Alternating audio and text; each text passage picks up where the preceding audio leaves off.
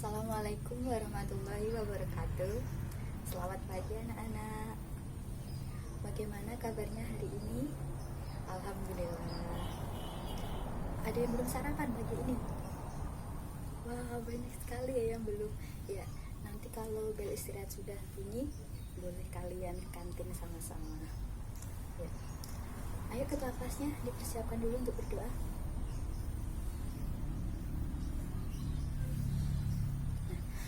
Anak-anak, hari ini ada yang tidak masuk? Kevin kenapa? Kalau begitu kita doakan Kevin supaya cepat sembuh ya, agar dapat belajar bersama lagi bersama kita. Amin. Nah, anak-anak, masih ada yang ingat pelajaran kita minggu lalu? Ya, pelatih.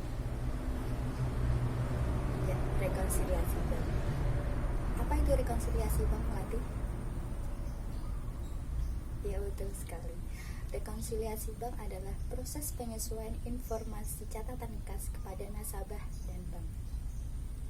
Ya. Nah, anak-anak, sebelum Ibu memulai materi yang baru, Ibu akan sampaikan dulu tujuan pembelajarannya ya. Setelah mengikuti pembelajaran ini, peserta didik diharapkan mampu 1. Menjelaskan pengertian surat berharga.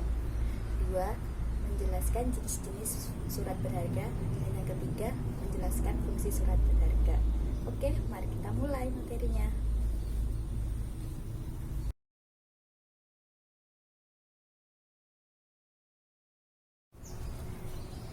Oke, yang pertama, pengertian surat berharga. Surat berharga adalah sepucuk surat bernilai uang serta memberikan hak kepada pemiliknya atas apa yang tercantum di dalamnya. Gimana Fajar? Ulangi sekali lagi. Oke. Surat berharga adalah sepucuk surat bernilai uang serta memberikan hak kepada pemiliknya atas apa yang tercantum di dalamnya. Gimana Fajar? Udah jelas? Oke. Sekarang jenis-jenis surat berharga. Nah, di sini terbagi menjadi 2 ya. Yang pertama, surat berharga di dalam KUHD, dan yang kedua di luar KUHD. Ada yang tahu KUHD itu apa? Ya, jujur. Ya, betul sekali. KUHD adalah Kitab Undang-Undang Hukum Dagang.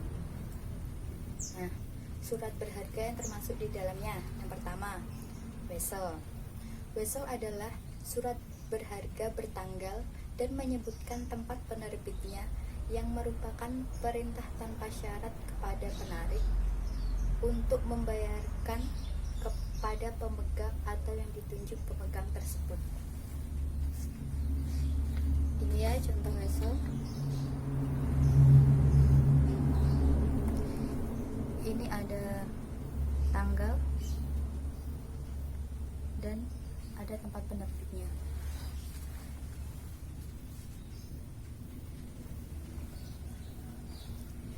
Yang kedua, cek. Ada yang tahu cek itu apa? Ya, Fitri? Iya, betul.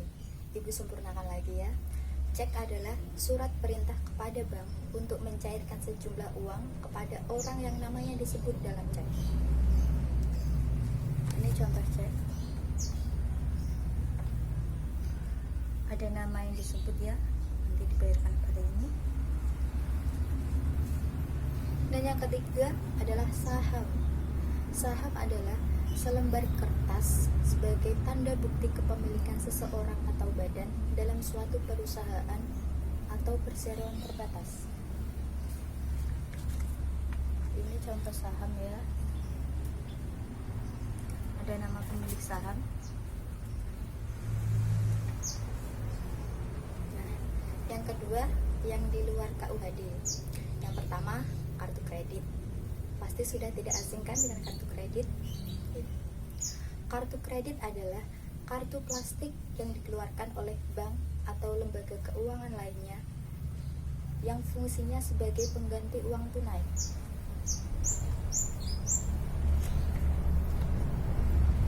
Ya, contoh kartu kredit. Sebenarnya masih banyak lagi contoh kartu kredit. Ini Ibu ambil salah satu contoh saja. Yang kedua, sertifikat Bank Indonesia. Sertifikat Bank Indonesia atau yang biasa disingkat SBI adalah sertifikat yang diterbitkan Bank Indonesia dengan sistem true discount yang dibeli melalui lelang atau pasar uang. Ini contohnya.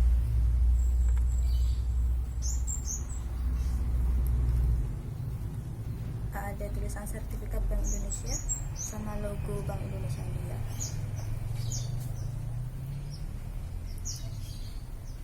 Dan yang ketiga adalah obligasi. Ada yang tahu obligasi itu apa? Iya, Susi. Surat bukti hutang. Iya. Ibu sempurnakan lagi ya. Obligasi adalah surat bukti hutang yang diterbitkan oleh penerbit obligasi kepada pemegang obligasi beserta janji untuk membayarkan kembali pokok utang beserta bunganya. Ya, contoh obligasi. Ini ada tulisannya, kupon bunga untuk 1 triwulan dibayarkan pada tanggal 1 Juli 2019 untuk obligasi nominal 100 juta. Tanda direktur dan ada PT-nya ya.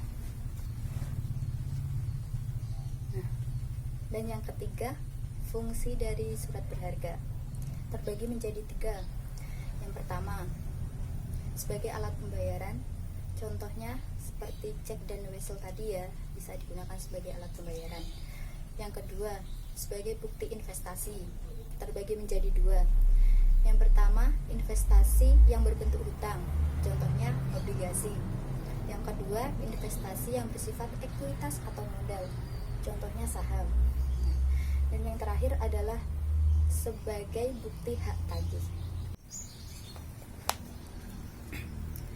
Iya, anak-anak, untuk memperdalam materi, ibu punya suatu game.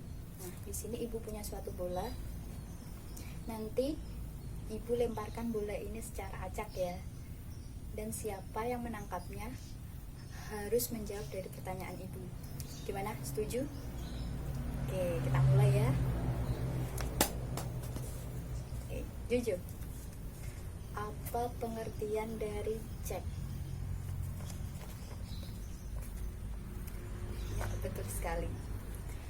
Cek adalah surat perintah kepada bank untuk membayarkan sejumlah uang kepada orang yang namanya disebut dalam cek. Ya, bagus sekali Jojo. Lemparkan lagi ke temannya, acak ya. Ya, Susi. Tadi ibu jelaskan fungsi dari surat berharga dibagi menjadi 3 ya. Salah satunya sebagai bukti investasi. Terbagi menjadi berapa dan jelaskan. Ya, bagus sekali Susi. Beri tepuk tangan boleh. Nah, surat berharga berfungsi sebagai bukti investasi. Yang pertama, investasi yang berbentuk hutang. Contohnya tadi obligasi ya. Dan yang kedua, investasi yang bersifat ekuitas atau modal, contohnya saham ya. Berarti Susi lemparkan lagi ya. Rian, sepucuk surat bernilai uang serta memberikan hak kepada pemiliknya atas apa yang tercantum di dalamnya disebut apa? Iya, betul sekali, surat berharga. Bagus Rian.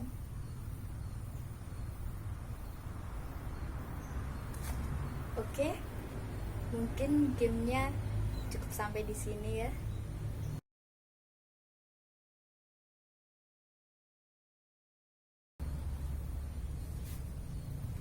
Bagaimana anak-anak gamenya tadi? Seru atau tidak? Iya. Nah, ibu rasa kalian semua sudah paham ya tentang materi yang ibu sampaikan. Kalau begitu, apa kesimpulan yang dapat kita ambil dari materi yang baru ini? Ya, Jojo. Ya, betul sekali. Surat berharga adalah sepucuk surat bernilai uang serta memberikan hak kepada pemiliknya atas apa yang tercantum di dalamnya. Ada yang mau menambahkan? Ya, Fitri? Iya. Jenis surat berharga dibagi menjadi dua.